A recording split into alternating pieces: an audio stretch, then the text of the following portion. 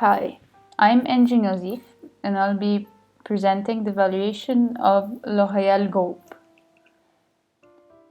I'm going to first start with my valuation and I will explain how I did the calculations. First, I assume that the cost of equity is 30% and the cost of debt is 15%. I did the weighted average cost of capital.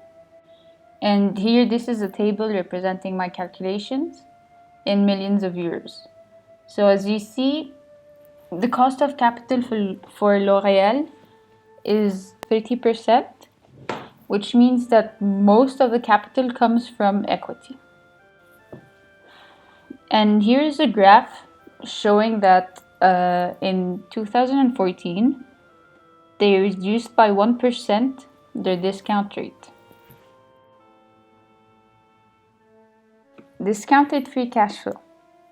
I used the data from L'Oréal's financial statements to come up with the free cash flow, which is the operating profit minus the capital expenditures. So here I reported in year 0, that's the free cash flow at the end of each year. And accordingly, I discounted the free cash flow till the present value of that free cash flow was less than 0.01, which means that like for about 40 to 50 years. But in this table, I only show from till 30 years, just because the numbers get very small, but the total does take into account all the years from 0 to 50. Using the income statement of L'Oréal, I calculated that they had a growth of revenue of about 15%. So I used this 15% as a growth rate for the free cash flow. And for the discount rate, I used the weighted average cost of capital.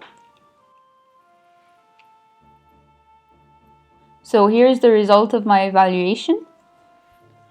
In 2014, the company would be valued at 14.56 billion compared to 2012, where the company would have been valued as 12.1 billion.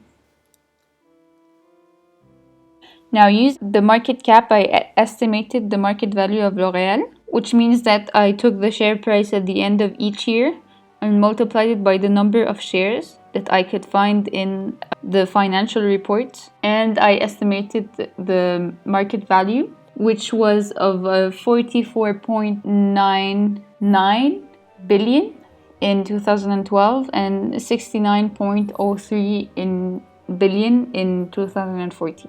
So it's interesting to note that the number of share decreases over time, but the overall value increases because of the share price that increases as well.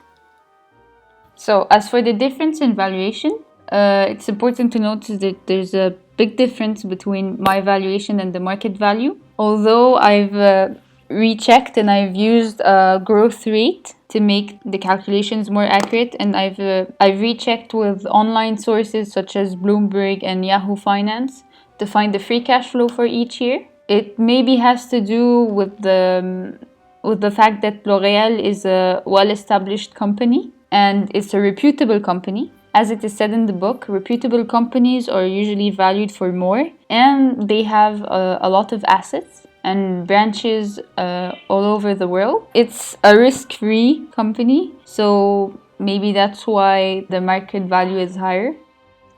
Conclusion: L'Oréal is doing really well. Its value is increasing. Should it be the estimated market value or using the cash flow method? Thank you.